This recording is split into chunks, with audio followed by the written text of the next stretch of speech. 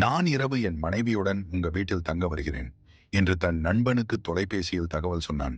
மகிழ்ச்சி வாருங்கள், ஆனால் எனக்கு ஒரு உதவி செய்யுங்கள். உங்கள் ஊரில் இருக்கிற உயர்தரமான பேக்கரியில் கொஞ்சம் கேக் வாங்கி வாருங்கள் என்றார்.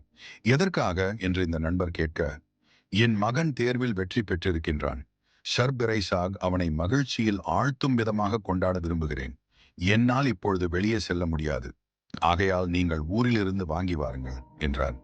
கொஞ்சம் அதிகமாகவே செலவழித்து நல்ல கேக் ஒன்றை வாங்கிச் சென்றார். அந்த கொண்டாட்டம் முடிந்ததும் இவரும் ஊருக்கு கிளம்ப தயாரானார்.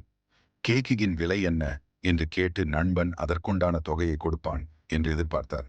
ஆனால் ஒரு அட்டை பெட்டியை கொடுத்து, கொஞ்சம் பெரியதாக வாங்கி வந்து விட்டீர்கள், மீதமுள்ள கேக் உங்கள் குழந்தைக்கு கொடுங்கள் என்று ஒரு பெட்டியை கொடுத்தார். எவ்வளவு தொகை என்று கேட்டு பணத்தை கொடுப்பான் என்று எதிர்பார்த்தாள்.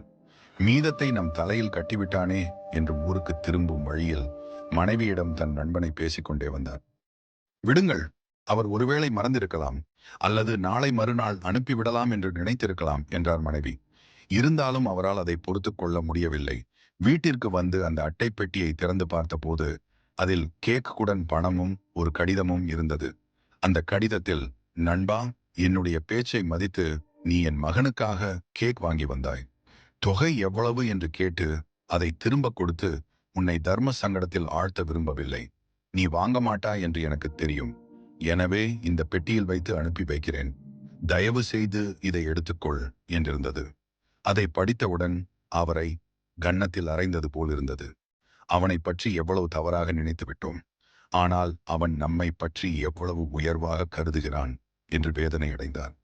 உண்மையை அறியாமலே குறை கூறுவது நம்மையே குற்றவாளி ஆக்கிவிடுகிறது. நலமுடன் நட்பை பேணுவோம்.